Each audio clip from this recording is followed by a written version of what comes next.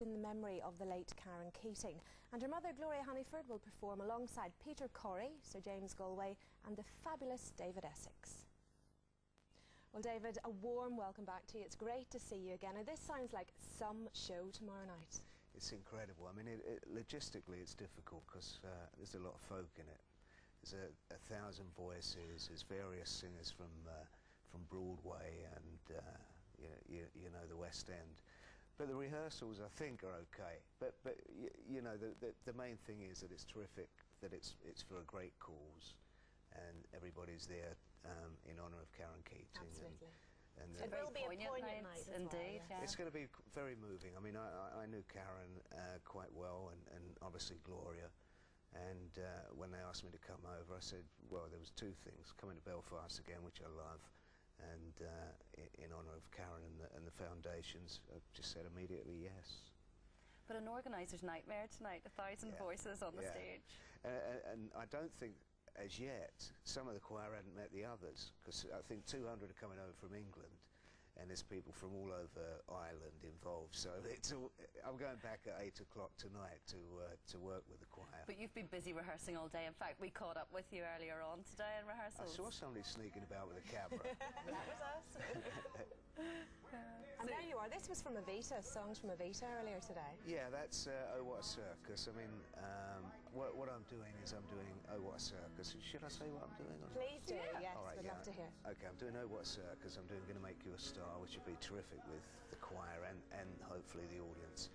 And a very special song that I wrote for the last album called It's Gonna Be All Right, which is a song really about coming through terrible, dark, black times into hope.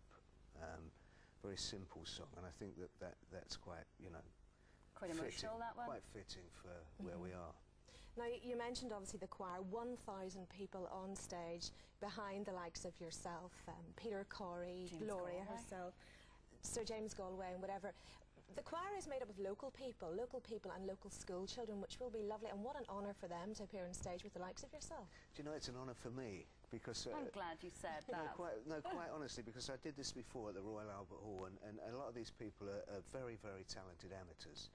But you know, when you do it as a job, okay, I'm still enthusiastic about what I'm doing. I'm writing a new album now, I'm recording it, and I still love working in music. But when you work with people that are fresh, and so kind of enthusiastic, it does lift you, and they love every moment. I mean, the power and the intensity and the joy they give, sometimes you don't quite get in professionals, so it's an honour for me. So we're going to be able to hear the sound resounding around Northern Ireland coming out of the Odyssey this evening. When they open up, it's quite frightening. It's like, I mean, I'll be at the front, but I'll probably get blown into the audience with the volume.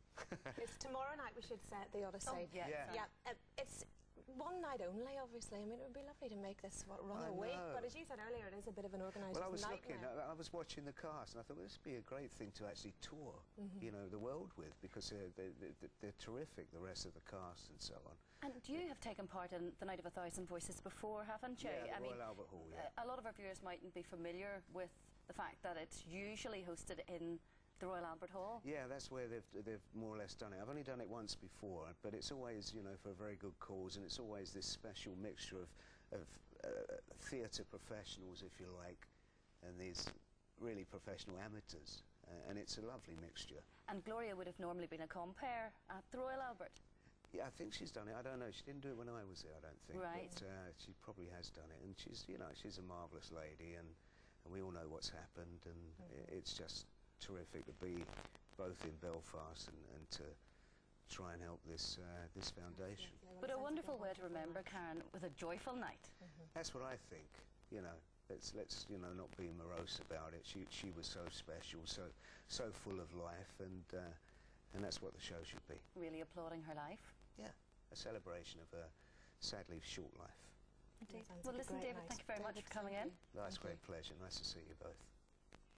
Now, that's just one of the events going on.